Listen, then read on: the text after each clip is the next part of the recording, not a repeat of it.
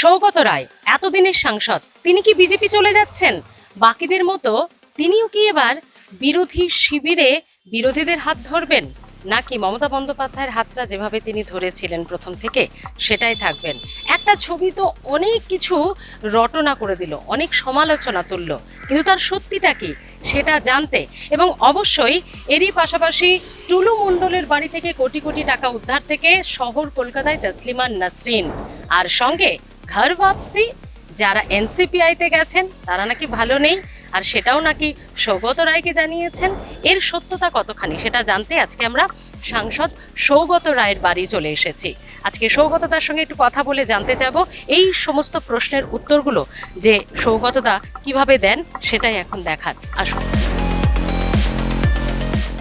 সৌগতদা, একটা ছবি জেপি নাড্ডার সঙ্গে ক্যান্টিনে একটা একটা বোগাস প্রচার, এগুলো ওই যে গাদ্দাররা আমাদের পার্টি ছেড়ে গিয়েছে তারাই প্রচার করেছে। একটা মিটিং ডেকেছিল কেন্দ্রীয় স্বাস্থ্য মন্ত্রক পশ্চিমবাংলায় টিবি কন্ট্রোল করার ব্যাপারে। মিটিংটা হয়ে যাবার পর চায়ের ব্যবস্থা ছিল, সেই আমি বসে চা খাচ্ছিলাম, তখন নাড্ডা এসে ওখানে বসলেন। ওই ছবিটাই এই গাদ্দারদের পার্টিরা চারদিকে সার্কুলেট করেছে। আমি আগেও বিজেপিতে যাইনি, ভবিষ্যতেও যাব না, এটা আরেকবার আমি বলে দিতে চাই। আমি নাড্ডাকে কালকে বললুম, দেখুন আপনার সাথে চা খাওয়া তো মুশকিল, যে এইসব আপনার গাদ্দাররা ছবি রটায়। বলো তাই নাকি, ভাইরাল হয়েছে? হ্যাঁ, কি করবো। একসময় আপনাদের সঙ্গে কাঁধে কাঁধ মিলিয়ে যিনি কাজ করেছেন ডক্টর কাকলি ঘোষ দস্তিদার বলছেন আপনি নাকি বিজেপির সঙ্গে যোগাযোগ করছেন, আপনি শত্রুঘ্ন সিনহা। শত্রুঘ্ন সিনহা আমার সাথে ছিলেন, কাকলি ঘোষ দস্তিদার বলছেন তার কারণ উনি দর পাওয়ার জন্য খুব চেষ্টা করছেন। ওর খুব ইচ্ছা মন্ত্রী হন, এত বড় গাদ্দারি মমতা ব্যানার্জির সাথে করেছেন, তাই এখন আমার বিরুদ্ধে বলে যদি কিছু ওঠা যায় ওর কোনো ইচ্ছাই পূরণ হবে না, এবং আমি জন্মে বিজেপিতে যাব না। আপনি এতবারের সাংসদ, 2009 যখন বাম জামানা তখন ঘাসফুল ফুটিয়েছেন, আপনি যদি বিজেপিতে যান আপনার কদর তো সবার আগে হবে, যাবেন না কেন? কি জন্য যাব? রাজনীতি কি দোকান যে কার কত কদর হবে তার বিচার? রাজনীতি আদর্শের ব্যাপার। বিজেপির সঙ্গে আমার আদর্শ মেলে না, আমি সাম্প্রদায়িক দলের সঙ্গে যাব না, এইটাই আমার পজিশন। কাকলি টাকলির কোনো আদর্শ ফাদর্শ নেই, যেখানে দর পাবে সেখানে যাবে। সুদীপ বন্দ্যোপাধ্যায়, মদন মিত্র থেকে তাপস চট্টোপাধ্যায় কে না গেছেন, তো আপনি এখনো শক্ত করে হাতটা ধরে আছেন কেন? এদের এদের নামে গুরুত্ব দিতে চাই না, এদের সেরকম কোনো গুরুত্ব নেই, আর এদের কোনো আদর্শও নেই, তাই যেতে পেরেছেন। নইলে তৃণমূল তো জিতেছে বিজেপির বিরুদ্ধে লড়াই করে, বিজেপিকে হারিয়ে জিতেছে। তা যে দলের বিরুদ্ধে কেউ জিতবে সেই দলেই যোগদান করা, এটা নির্লজ্জ সুবিধাবাদ না? মমতা বন্দ্যোপাধ্যায় এখনো লড়াই চালিয়ে যাচ্ছেন। 21শে জুলাই আমরা দেখলাম দারুণ ভিড় হয়েছিল, নতুন করে অক্সিজেন। ময়দানে কি নামছেন তাহলে আপনারা? ময়দানে তো নেমেই আছে মমতা ব্যানার্জি। 21শে জুলাই তার আগেও মানুষের দাবি নিয়ে মিছিলে নামছেন, এবং অসংখ্য তলাস্তরের কর্মীরা তার সাথে সামিল হচ্ছে, সেটাই পজিশন চলতে থাকবে। আচ্ছা, খলিলুর রহমান, আবু তাহের, ইউসুফ পাঠান, এরা নাকি আবার কালীঘাট তৃণমূলে ফিরে আসতে চাইছে, তার কারণ তারা নাকি মানিয়ে নিতে পারছে না। এরা কি সত্যি পারছে না? এটা সত্যি। এদের সাথে আমার নিজের কথা হয়েছে, ওরা মানিয়ে নিতে পারছে না, কিন্তু আমার ভুল হয়েছে যে এটা আমি মিডিয়াকে বলে দিয়েছিলাম, তাই খুব চাপ বিজেপির থেকে তাদের উপর দেওয়া হচ্ছে, এদের ভয়ও দেখানো হচ্ছে যাতে এরা না ছেড়ে যান। কিন্তু মনে মনে এরা কিছুতেই বিজেপি এনডিএর সাথে থাকতে চাইছেন না। মমতা বন্দ্যোপাধ্যায়ের কি ভাবনা এদেরকে নিয়ে? না, মমতা বন্দ্যোপাধ্যায় তো আগে থেকে ভাবনার কথা বলবেন না, তবে আমি ওকে জানিয়েছি এই ডেভেলপমেন্টটা। সৌগতদা, কল্যাণদার কথা কিন্তু একটাবার বলতে হচ্ছে, তিনি কিন্তু বারবার হুঁশিয়ারি দিচ্ছেন, বিধায়ক হোক বা এমপি হোক, এই গাদ্দারদের আমরা তো দেখলাম বুকে প্ল্যাকার্ড নিয়ে তিনি একাই ওখানে চিৎকার করছেন। তো তিনি বলেছেন যদি এদেরকে আনা হয় আমি দল ছেড়ে দেব। সে দেখা যাক, এখনো তো আসেনি, সুতরাং এ নিয়ে আলোচনা হাইপোথেটিক্যাল অবস্থা নিয়ে কি আলোচনা করবো? আচ্ছা, যারা এনসিপিআই তে বা ঋত শিবিরে যাচ্ছে তারা প্রত্যেকে অভিষেক বন্দ্যোপাধ্যায়কে কাঠগড়ায় দাঁড় করিয়ে যাচ্ছে। বাজে কথা। একদম এগুলো বাহানা, এক্সকিউজ। আমি জানতে চাইছি, অভিষেক বন্দ্যোপাধ্যায়ের বিরুদ্ধে এত রাগ তো চৌঠা মেয়ের আগে বলেনি কেন? কারুর অভিযোগ থাকতেই পারে, সেটা পার্টিতে থেকেই সেটার ফয়সালা করতে হয়। পার্টি ছেড়ে দাও তো একটা চূড়ান্ত বিশ্বাসঘাতকতা।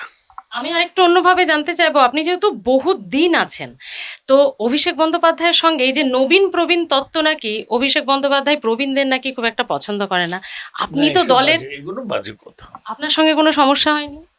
না, আমার সাথে কোনো সমস্যা হয়নি। আমার অত ওর সাথে দরকারি বা কি, আমার সাথে কোনো সমস্যা হয়নি। আমার তো রেসপেক্ট দিয়েই কথা বলে, আর যদি ওর কোনো দোষ থেকে থাকে সেটা আগে বলা উচিত ছিল, আর কোনো দোষ থাকলে পার্টির মধ্যেই তার ফয়সালা করা উচিত।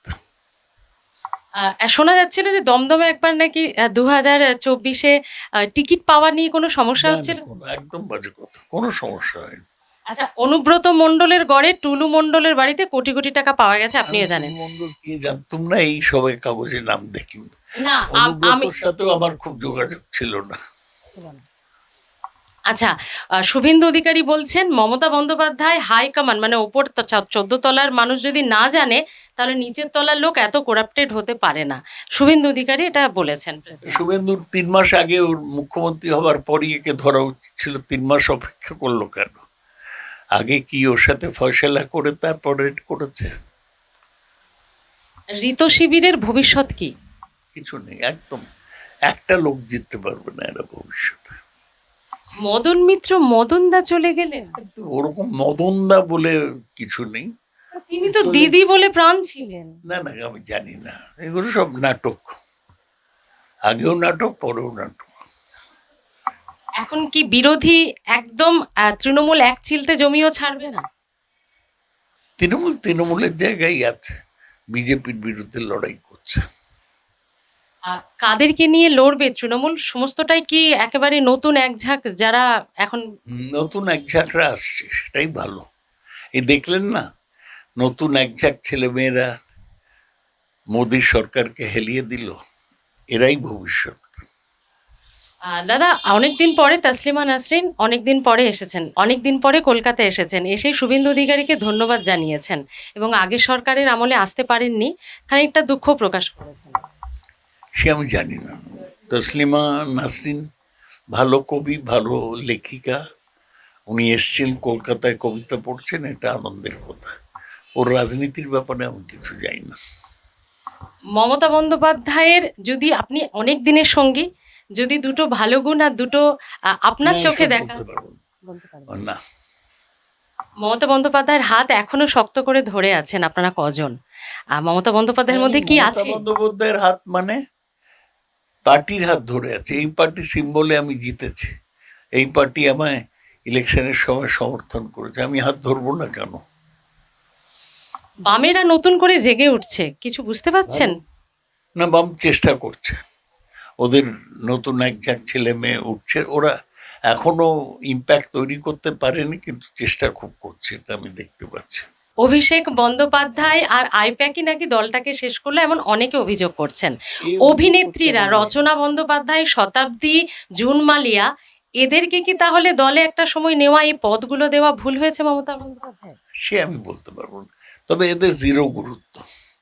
এরা শুধু নিজের বোঝে, টাকা পয়সা বোঝে, আর কিছু বোঝে না।